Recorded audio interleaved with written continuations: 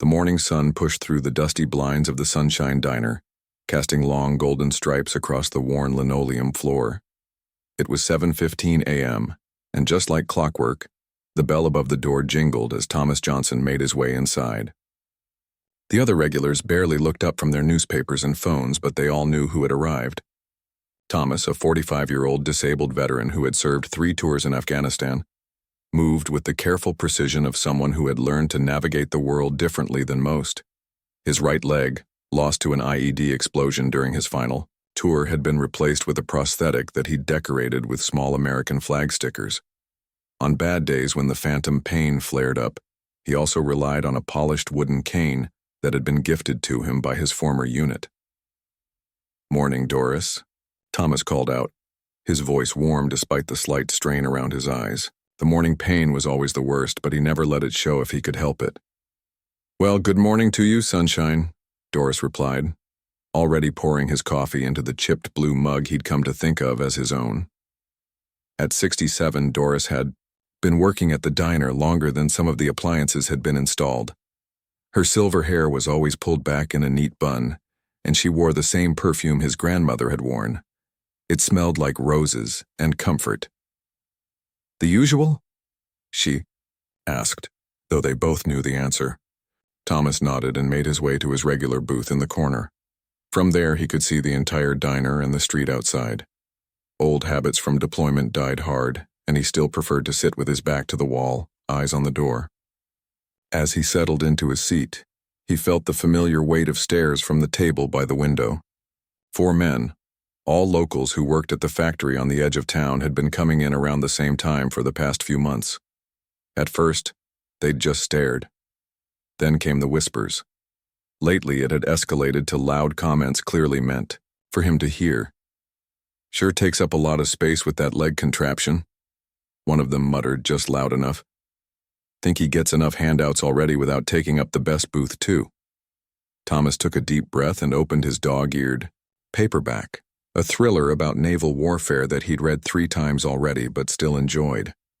The familiar story was a comfort on mornings like this when the dull throb in his missing leg matched the ache in his chest.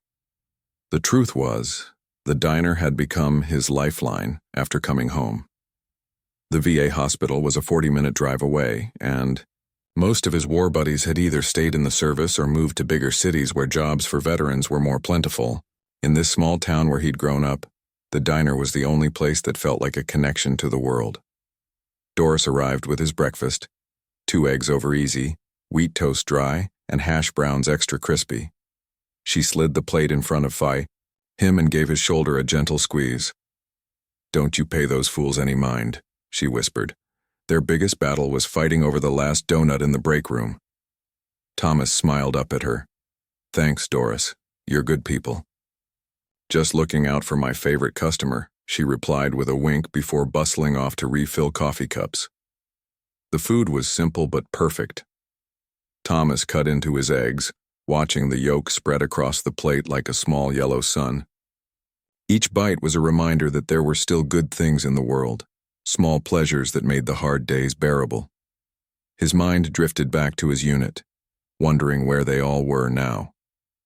Staff Sergeant Washington had moved to Texas last, he heard. Lieutenant Chen had gone back to school for engineering, and Specialist Rodriguez had opened a gym somewhere in Arizona that catered to veterans. A burst of laughter from the window table pulled him back to the present.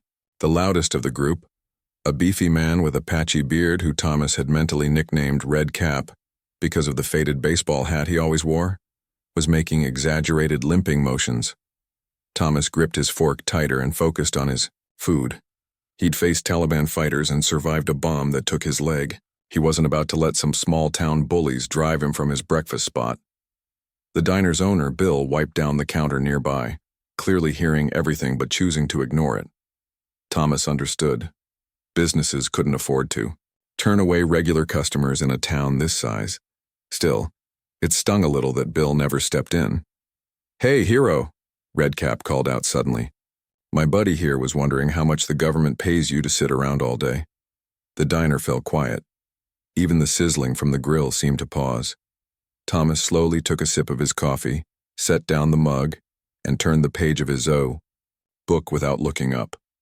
He'd learned long ago that responding to people like this only gave them what they wanted. "What's wrong, that explosion mess up your hearing too?" Another man at the table called out. Doris appeared beside their table like an avenging angel, coffee pot in hand. "You boys need anything else, or are you about finished?" Her voice had lost all its earlier warmth. "Just having a friendly chat with the veteran over there," Redcap said, smirking. "Free country, right? Isn't that what he fought for?" "He fought so jerks like you could have the freedom to show everyone what jerks you are," Doris snapped back. "Now pay your bills and move along." The men grumbled, but threw some crumpled bills on the table and stood to leave. As they passed Thomas's booth, Redcap deliberately bumped into his table, causing coffee to slosh over the rim of his mug. "Oops," he said with a nasty grin. "My bad, soldier boy." Thomas didn't react, just reached for a napkin to mop up the spill. He'd faced worse. Much worse. After they left, Doris hurried over with a rag. "I'm so sorry, Thomas. One of these days, Bill's going to have to ban them, or I swear I'll quit." "Don't worry about it," Thomas said quietly. "It's not worth losing your job over." But as he finished his breakfast in the now quiet diner, Thomas wondered how many more mornings he could keep up this battle of wills. The diner had been his sanctuary, the one place where he felt connected to the world. Now even that was becoming a daily test of endurance. He left his usual generous tip for Doris and nodded goodbye to Bill, who at least had the decency to look ashamed. Outside, the spring air felt fresh against his face. Thomas stood for a moment, adjusting his prosthetic before beginning the walk home. Tomorrow would be another day, another breakfast, another small battle in a war he hadn't expected to fight on home soil. What he didn't know was that tomorrow would also bring someone new to the Sunshine Diner, someone who would change everything. Part 2. Escalating Hostility. The following week brought rain to the small town, the kind that seeps into bones and makes old injuries ache with renewed vigor. For Thomas, these were the hardest days. The dampness made his stump throb where it met the prosthetic, but staying home alone with only the sound of raindrops and memories for company was worse than facing the group at the diner. He arrived at the Sunshine Diner 15 minutes later than usual, his movements slower as he carefully navigated the slick sidewalk. The bell above the door announced his entrance, and he paused to shake water from his jacket. "Terrible day out there," Doris called from behind the counter, already reaching for his mug. "Was beginning to think you weren't coming. Takes more than a little rain to keep me away from your coffee," Thomas replied with a tired smile. As he turned toward his usual booth, his heart sank. Redcap and his friends had taken up residence at a table directly beside his corner spot. Not only that, but they had pulled an extra chair into the aisle, partially blocking the path. Thomas considered his options. He could turn around and leave. The thought flashed through his mind for a brief second before he dismissed it. This diner had been his place long before these men decided to make it their mission to drive him out. He could ask for a different table, but that would be giving them exactly what they wanted. Instead, he straightened his back the way he had during inspection and made his way toward his booth, careful not to show any discomfort as he navigated around the deliberately placed chair. "Look who made it out in the rain," Redcap said loudly. "Our tax dollars at work." His friend snickered on cue. Thomas slid into his booth without responding and opened his book, though the words blurred before his eyes. Doris arrived with his coffee and leaned in close. "I can ask Bill to move them," she whispered. Thomas shook, his head slightly. "It's all right, not worth the trouble." But trouble seemed determined to find him today. As Doris walked away, one of the men, a lanky guy with a permanent smirk who Thomas mentally called Smirky, got up and stretched elaborately, knocking into Thomas's table hard enough to spill his coffee. "Hey man, watch it," Smirky said, as if Thomas had been the one to cause the collision. "No problem," Thomas replied evenly, reaching for napkins. He'd learned during his recovery that sometimes the best way to disarm hostility was with calm. It had worked with frustrated nurses and overworked doctors. It didn't seem to work with these men, You should be more careful where you put that fake leg, Redcap called out. People trying to walk here. A few other diners glanced over uncomfortably but quickly returned to their meals. Bill, wiping down the counter, pretended not to hear. Thomas, focused on cleaning up the spill, keeping his breathing steady the way his physical therapist had taught him. In through the nose, hold for 4, out through the mouth. It had helped him through worse pain than this. Doris returned with more napkins and a fresh cup of coffee. On the house, she said, loud enough for the other table to hear. Her small act of defiance warmed Thomas more than the coffee ever could. So grateful for handouts, muttered another man at the troublemakers table. This one was newer to the group, a heavyset guy with a buzz cut who seemed eager to prove himself to the others. Thomas sipped his coffee and tried to return to his book, but the words wouldn't stick. Instead, his mind drifted back to his unit. They wouldn't have let this happen. They had stood shoulder to shoulder through firefights and sandstorms, through holidays away from home and nights when the silence felt louder than mortar fire. His phone buzzed with a text message from his VA counselor, reminding him of tomorrow's appointment. Thomas typed a quick confirmation, grateful for the distraction. When his breakfast arrived, Thomas ate methodically, trying to tune out the increasingly loud conversation from the next table. They were discussing veterans now, making broad statements about those people who sign up just for the benefits and playing the disability card. Each word was a deliberate barb, meant to pierce through his practiced calm. Thomas kept his eyes on his plate, though his appetite had vanished. Halfway through his meal, Redcap got up to use the restroom, deliberately bumping Thomas's chair as he passed. "Pardon me, hero," he said with a smirk. Thomas said nothing, just shifted his chair in slightly to avoid another collision on the return trip.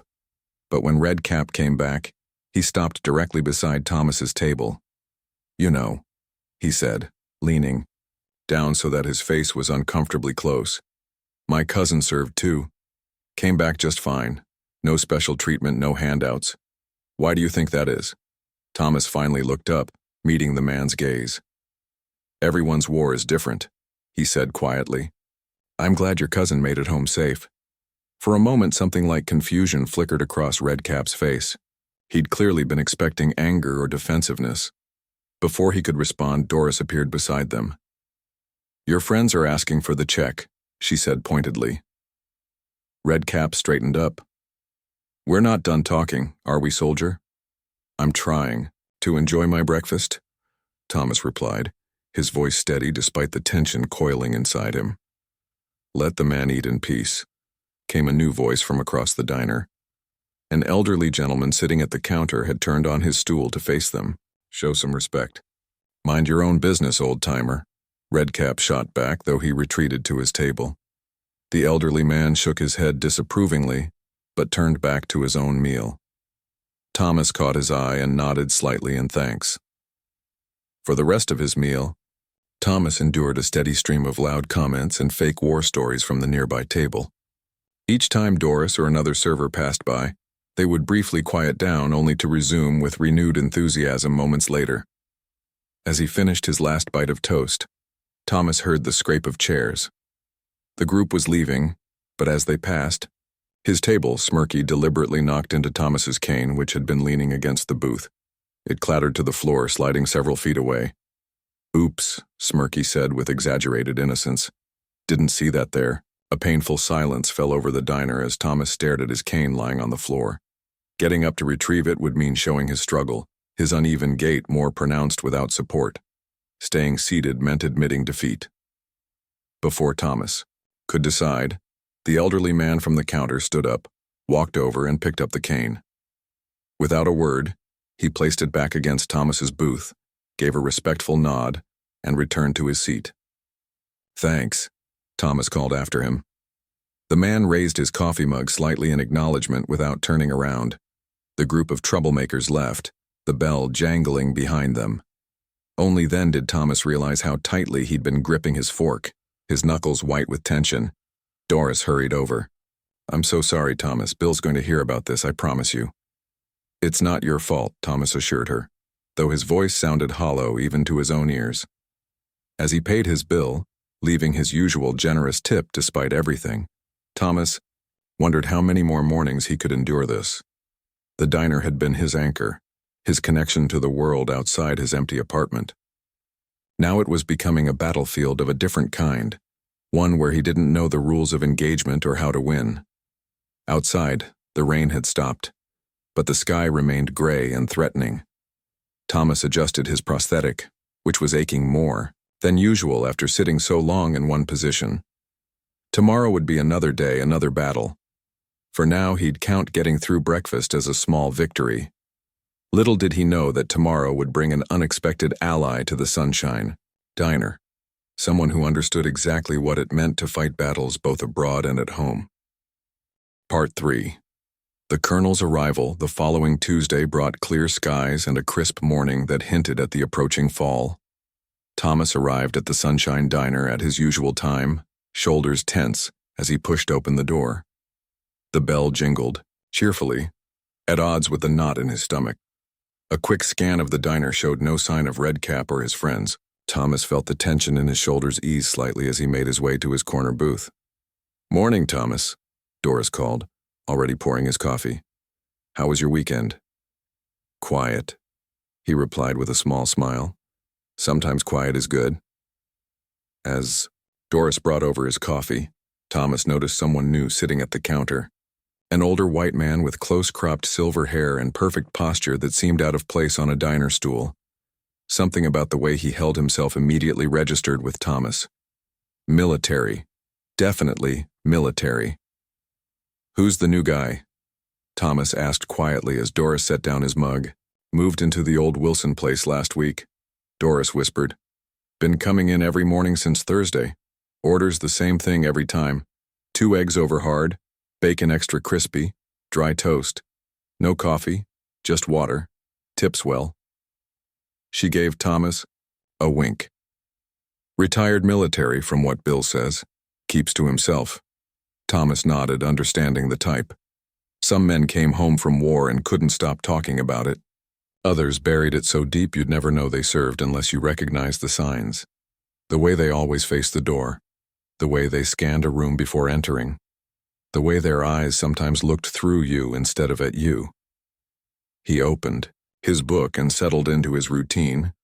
Though he found himself glancing at the newcomer occasionally, there was something commanding about the man's presence even in silence. Halfway through his breakfast, the peaceful morning was shattered by the arrival of Redcap and his crew. They burst through the door like they owned the place, laughing too loudly and claiming their usual table with scraping chairs and boisterous greetings. Thomas kept his eyes on his plate, but he felt the familiar weight of their stares. He noticed the new man at the counter glance briefly toward the noisy group, a slight frown crossing his face before he returned to his newspaper. "Well, look who's here," Redcap called out, making no attempt to lower his voice. "Our favorite hero." Thomas continued eating, though each bite had become harder to swallow. Doris hurried over to take the group's order, clearly hoping to distract them, but their attention was fixed on Thomas. "Hey, soldier boy," Smirky called out. "Seen any action lately, or just sitting around collecting checks?" The diner fell uncomfortably silent except for the sizzle of the grill and the clink of silverware. Thomas could feel the eyes of the other customers, some sympathetic, most just embarrassed and eager to stay out of it.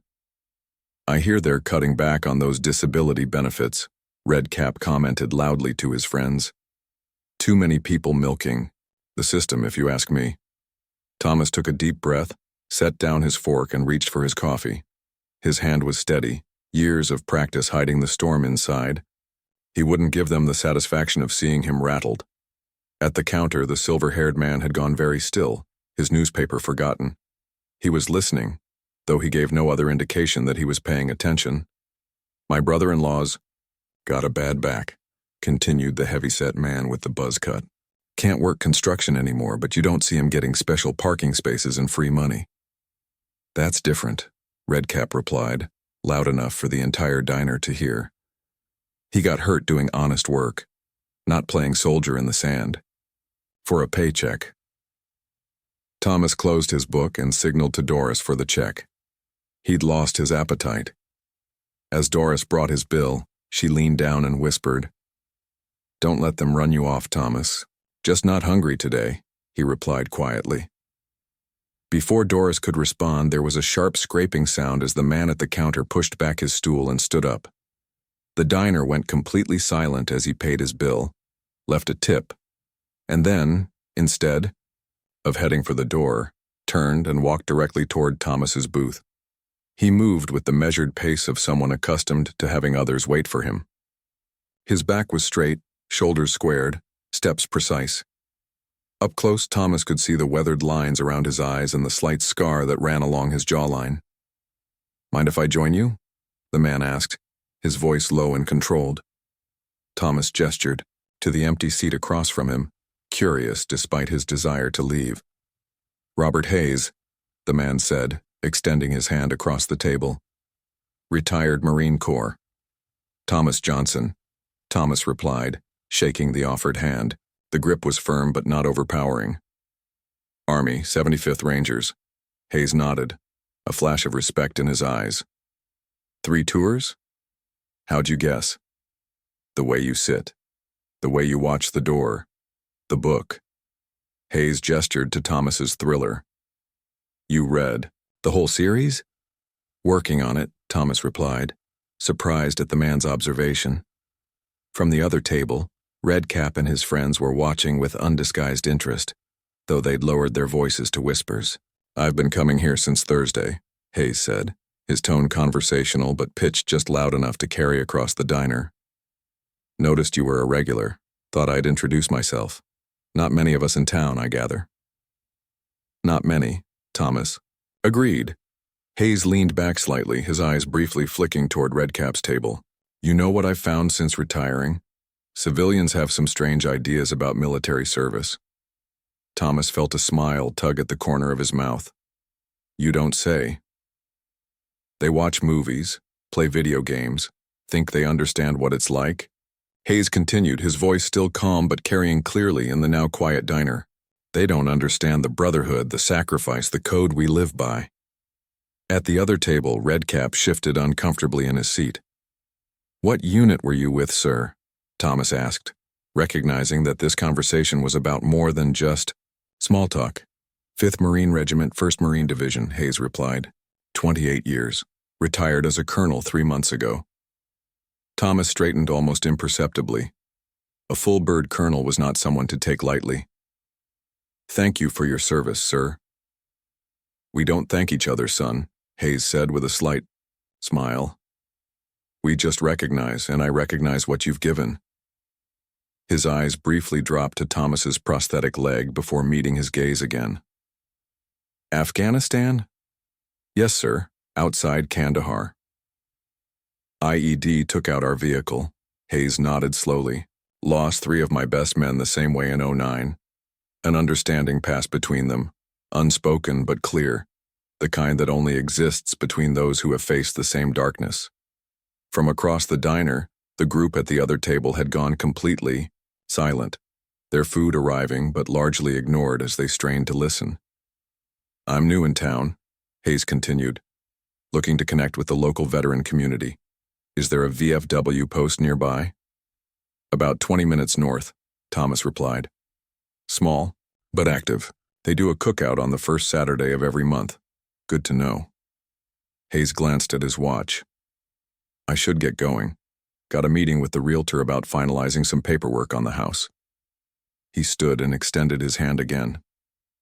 "It was good to meet you, Ranger. Perhaps I'll see you here tomorrow?"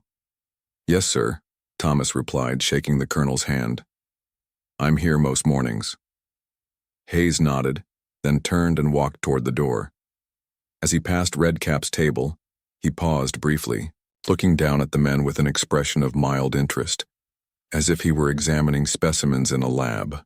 "Gentlemen," he said with a curt nod before continuing on his way. After he left, the diner remained unusually quiet. Redcap and his friends ate quickly, their earlier bravado deflated by the colonel's presence. They paid and left without their usual comments, avoiding Thomas's corner entirely. Doris came over with a fresh cup of coffee. "On the house," she said with a smile. "Friend of yours?"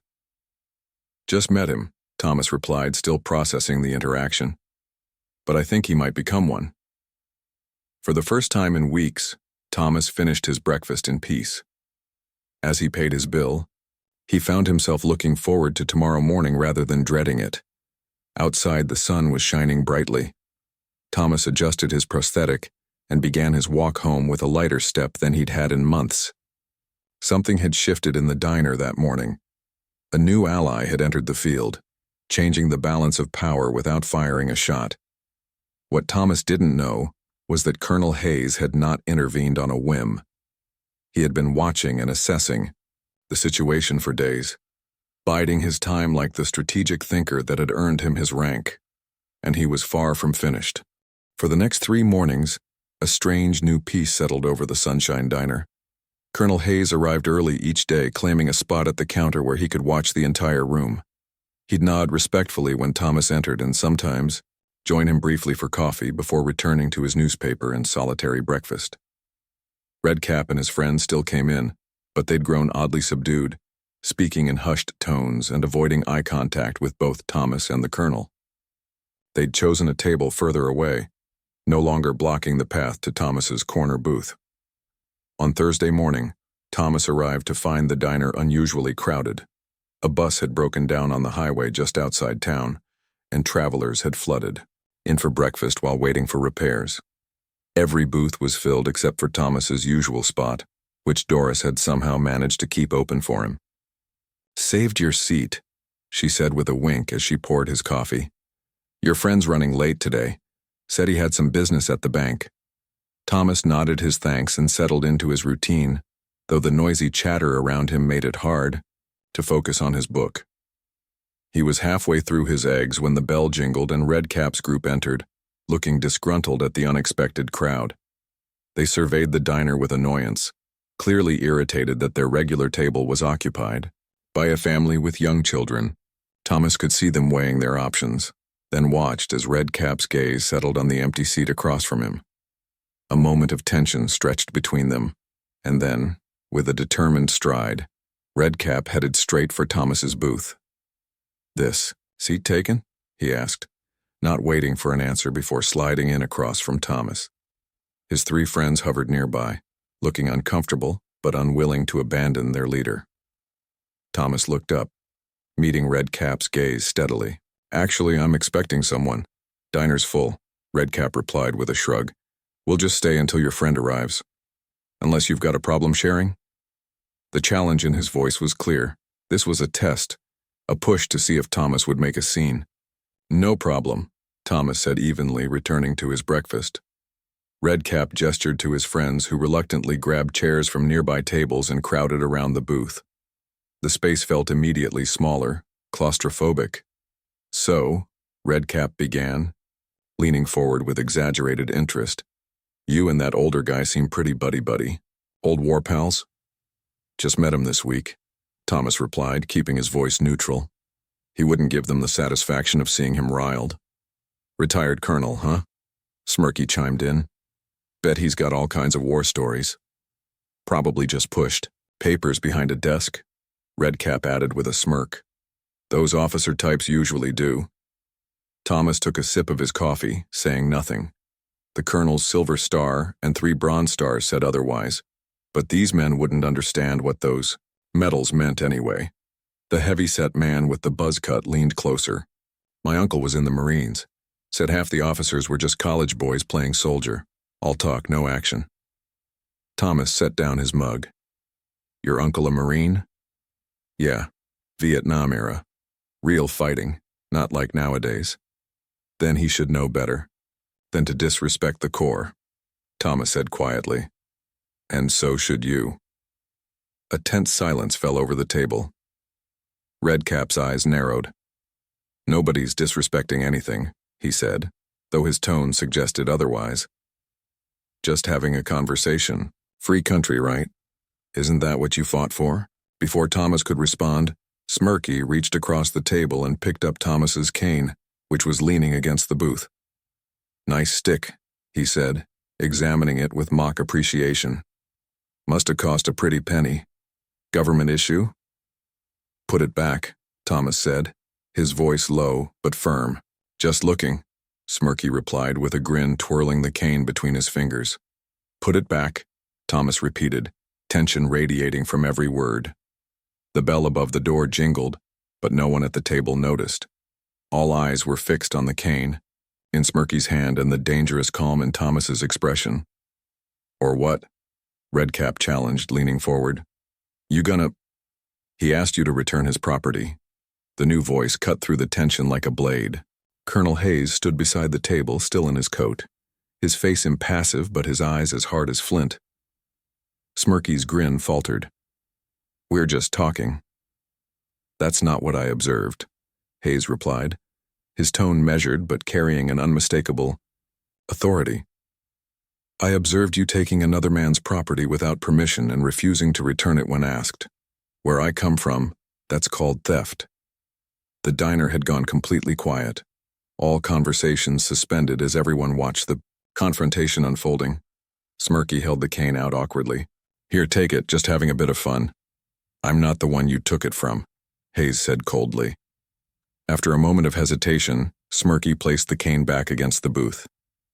"No harm done." Hayes didn't move. "You're in my seat." Redcap straightened, a flash of defiance crossing his face. "Diner's full, first come, first served." "Actually," Hayes replied calmly, "I've been having breakfast with Mr. Johnson all week. It's become something of a tradition." "We didn't know," the heavy-set man began, but Redcap cut him off. "We're not moving. There's no assigned seating. In a public diner." Hayes studied Redcap for a long moment, and something in his gaze made the younger man shift uncomfortably. "You're right," Hayes finally said. "There isn't." For a moment it seemed like the confrontation might fizzle out. Then Hayes unbuttoned his coat, revealing the crisp button-up shirt underneath with a small distinctive pin on the collar. The Silver Star, America's third highest military decoration for valor. "Since we're sharing a table," Hayes continued, his voice suddenly loud enough to carry throughout the diner, "I should properly introduce myself. Colonel Robert Hayes, United States Marine Corps, retired after 28 years of service. I had the honor of commanding the 5th Marine Regiment during Operation Iraqi Freedom and later served as battalion commander in Afghanistan." He moved closer to the table, his presence suddenly filling the entire diner. "The gentleman you've been harassing is Staff Sergeant Thomas Johnson, 75th Ranger Regiment. He served 3 combat tours in Afghanistan before an improvised explosive device took his leg while he was pulling 2 wounded comrades to safety." A murmur ran through the diner. Thomas looked up at Hayes in surprise. He'd never mentioned those details of his injury.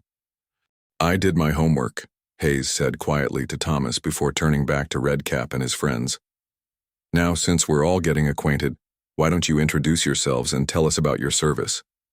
The silence that followed was deafening. "That's what I thought," Hayes continued, his voice taking on a harder edge. "Let me be clear. When you disrespect a veteran in my presence, you disrespect every man and woman who ever put on a uniform.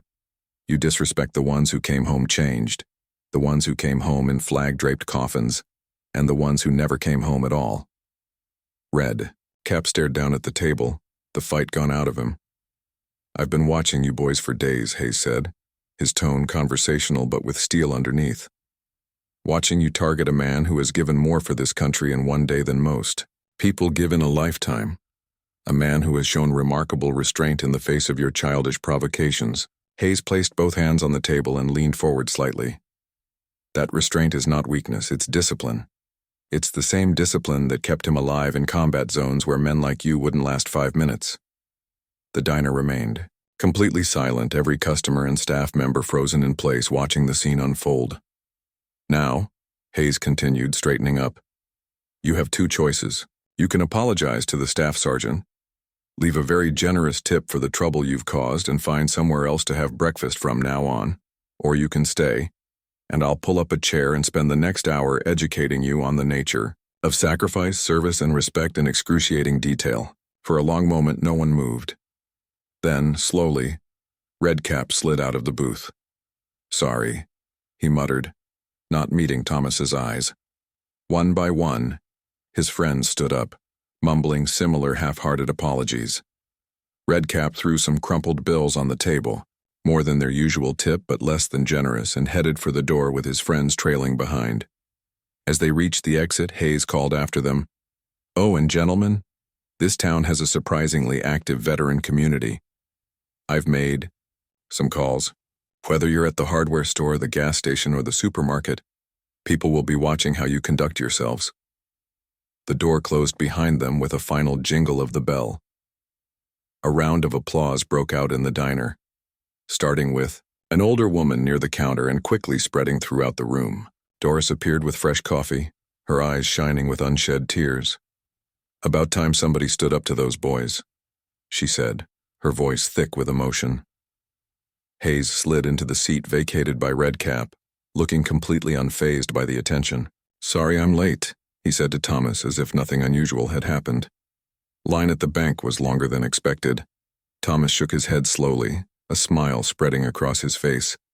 "How did you know about what happened with the IED?" Hayes took a sip of the coffee Doris had brought him. "Called an old buddy at Veterans Affairs. We served together years ago. He didn't give me your file, of course, but he mentioned you'd received a Bronze Star with Valor. Those don't get handed out for simply being injured." Thomas nodded, feeling a strange mix of emotions: embarrassment at being the center of attention, pride at the recognition of his service, and above all, a profound sense of relief that someone had finally seen him, really seen him, as more than just his injury. "Thank you, sir," he said quietly. "Hayes," the colonel corrected. "Or Robert, if you prefer. We're both civilians now."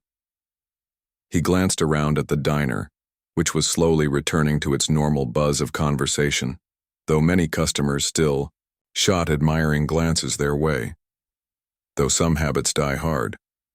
As they finished their breakfast, Thomas realized something had changed, not just in the diner, but in himself. For the first time since coming home, he felt not just seen, but understood. And that understanding from someone who had walked a similar path was worth more than any medal. What neither man knew was that their simple breakfast together was about to spark something much bigger in their small town, something that would help not just Thomas but many others like him, who had been fighting their own silent battle since coming home. Word travels fast in small towns. By the following morning, the story of what happened at the Sunshine Diner had spread throughout the community.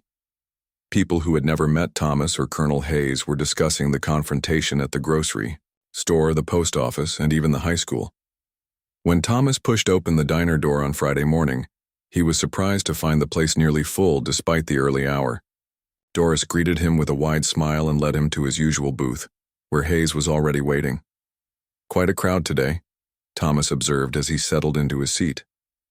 Hayes nodded, looking somewhat amused. "Seems we've become local celebrities overnight." Throughout breakfast, people kept approaching their table, some to introduce themselves, others just to shake their hands and thank them for their service. Thomas found himself sharing stories he hadn't told in years, memories of his unit and their missions that had stayed locked away since his return. "Never talked about it much before," he admitted to Hayes as an elderly couple walked away after a brief conversation. "Most don't," Hayes replied. "Civilians can't understand, and those who can usually don't need to hear it." A man in his 50s approached their table next, his weathered hands suggesting years of physical labor. He stood awkwardly for a moment, before speaking. "Name's Wilson. My boy served in Iraq, Marine Corps. Came home different." He cleared his throat. "Don't talk to me much anymore. Thought maybe you folks might know of some way to reach him." Hayes gestured to the empty chair. "Sit down, Mr. Wilson, let's talk." By the time they finished breakfast, 3 more veterans had made themselves known.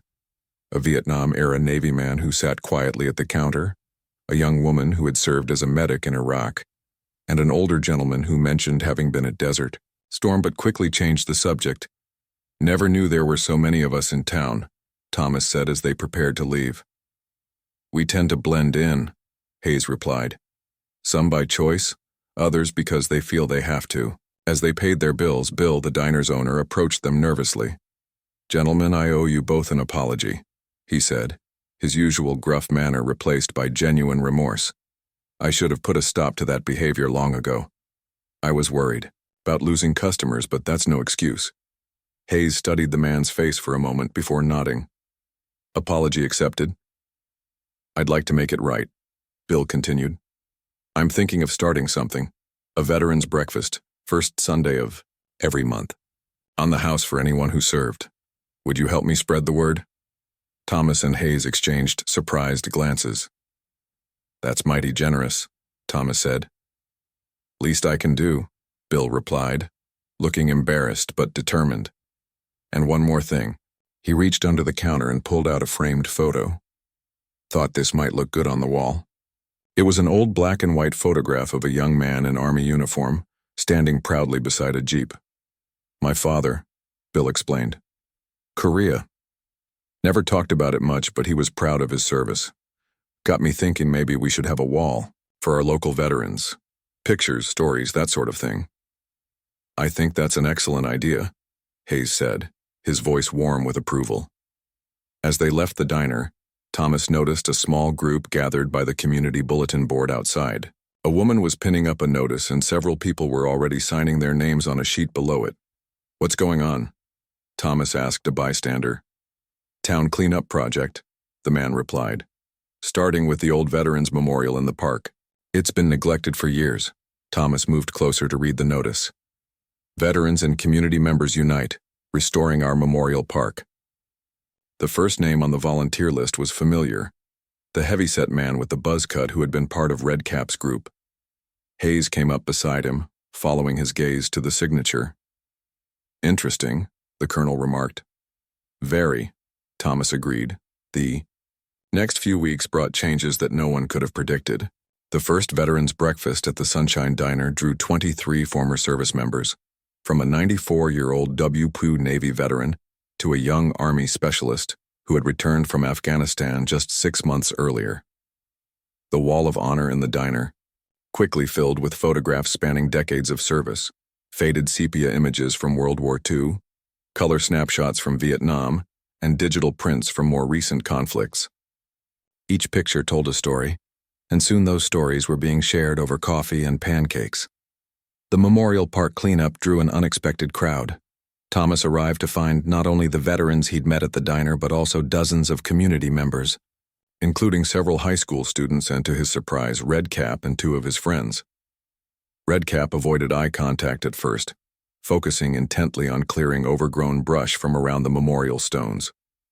But as the morning wore on, Thomas found himself working alongside the man, removing decades of neglect from a plaque honoring Korean War veterans. My grandfather's name is on here, Redcap said suddenly, breaking the uncomfortable silence between them. Never knew him, died before I was born. Thomas nodded, unsure how to respond. I was a jerk, Redcap continued, still scrubbing at the tarnished bronze. No excuse for it. No, Thomas agreed. There wasn't. Redcap finally looked up, meeting Thomas's gaze. I'm sorry. Really sorry. It wasn't an eloquent apology, but Thomas could see the sincerity in the man's eyes. Apology accepted, he said after a moment. Fresh start? Redcap nodded, relief washing over his face. Fresh start. By midday, Colonel Hayes had organized the volunteers into efficient teams, his natural leadership emerging without conscious effort. The memorial, which had stood forgotten and neglected for years, began to reclaim its dignity. The following week, Hayes called Thomas with news. Remember Wilson, the man whose son came back from Iraq and shut down? I remember, Thomas replied. His son agreed to meet me for coffee, Hayes said, a note of satisfaction in his voice. It's a start. Similar stories began to emerge around town. The young medic from Iraq started a support group for female veterans that met weekly at the library. The Vietnam Navy man volunteered to speak at the high school about his experiences, breaking a silence he had maintained for decades. The old WE2 veteran found himself surrounded by children at the diner's Sunday breakfasts, enthralled by his stories of serving on a battleship in the Pacific. 3 months after the confrontation at the diner, Thomas stood beside Hayes at the rededicated Memorial Park. The weather was turning cold, but the crowd was substantial. Veterans, families, and community members gathered to witness the unveiling of a new plaque. "This monument stands in honor of all who served," the town mayor read. "From the battles of yesterday to the conflicts of tomorrow. May we never forget their sacrifice, their courage, and their ongoing service to our community." Thomas glanced around at the faces in the crowd. Doris was there, bundled against the chill but beaming. With pride, Bill stood near the front, his father's military photo now made into a permanent fixture on the new information kiosk beside the memorial. Red Cap, whose real name Thomas had learned was David, stood with his mother, who held a framed photo of her father, the grandfather David had never known. Most surprising of all were the younger veterans, men and women who had been invisible in the community before but now stood proudly in the open, no longer feeling the need to hide their service or their struggles. After the ceremony, Thomas and Hayes walked slowly back toward the diner for coffee. "Did you ever imagine this would happen?" Thomas asked, gesturing vaguely toward the transformed park and the dispersing crowd. Hayes smiled slightly. "Not specifically, but I've learned something in my years of service, Thomas. One person standing up can change everything. It creates a ripple effect." "Is that why you stepped in that day?" Thomas asked. "To create a ripple?" Hayes considered the question as they walked. "I stepped in because it was the right thing to do. The ripples, those take care of themselves." At the diner, they found their usual booth waiting. The wall behind it, once blank, now held dozens of photographs, medals, and stories. In the center was a framed newspaper article about the confrontation, headlined "Standing Up for Those Who Stood for Us." "You know," Thomas said as Doris brought their coffee, "when I first came home I felt like I'd left part of myself back there. Not just my leg, but something deeper." Hayes nodded, understanding without need for elaboration. "For the first time, since then," Thomas continued, "I feel like I'm finding those pieces again. Like I'm whole." Outside the window, snow had begun to fall, the first of the season. Inside, the diner was warm with conversation and laughter. Veterans who had once been strangers now greeted each other like old friends. Community members who had once looked away now looked veterans in the eye, ready to listen and understand. "The funny thing is," Thomas said, watching a young Army veteran showing a curious child his service patches, "it wasn't just about standing up to those guys. It was about being seen. Really seen." "That's all most people want," Hayes agreed. "To be seen for who they really are." As they sat drinking their coffee, more veterans and community members filtered in, shaking off snow and sharing greetings. The diner that had once been a battlefield had become something else entirely, a place of healing, of connection, of community. Thomas watched it all with a sense of wonder. His journey had begun with pain and isolation, marked by the daily struggle to maintain his dignity in the face of ignorance and cruelty. It had transformed into something he couldn't have imagined on those difficult mornings when he'd forced himself to walk through the diner door. Despite the knot of dread in his stomach, he caught Hayes watching him with a knowing expression. "What?" Thomas asked. "Just thinking," Hayes replied, "that some of the most important battles we fight aren't on foreign soil." Thomas nodded, understanding, completely. "And some of the most important victories aren't won with weapons." Outside, the snow continued to fall, covering the town in a clean white blanket that promised a fresh start. Inside, the conversation and laughter grew warmer, a testament to the power of one person willing to stand up, to speak out, to make a difference. For Thomas Johnson, the war was finally over, and he had, at long last, truly come home.